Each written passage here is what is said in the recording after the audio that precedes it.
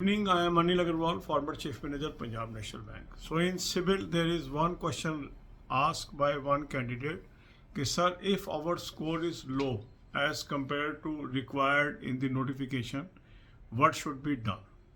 In such cases, you have, he has further said that no loan is outstanding.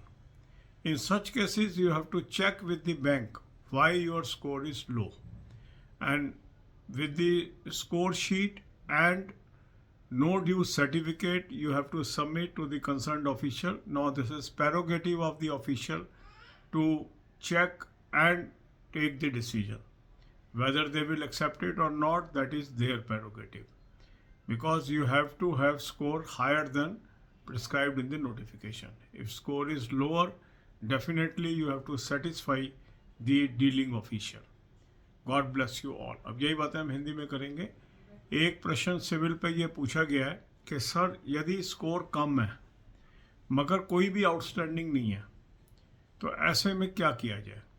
अगर किसी case के अंदर civil score कम है और कोई भी लोन आउटस्टैंडिंग नहीं है तो नेचुरल है आपको अपने बैंक से ये चेक करना होगा कि आपका स्कोर क्यों लो है, और इसके लिए आपको जो भी सिविल स्कोर का है प्लस जो आपका नो ड्यूज़ हैं कि कोई भी लोन आउटस्टैंडिंग नहीं है, ये पेपर आपको कंसर्न्ड ऑफिशियल को दिखाने होंगे जहाँ पर आप डॉक्यूमेंट वेरिफिकेशन के लिए जा रहे हैं या ज्वाइनिंग के लिए जा रहे हैं।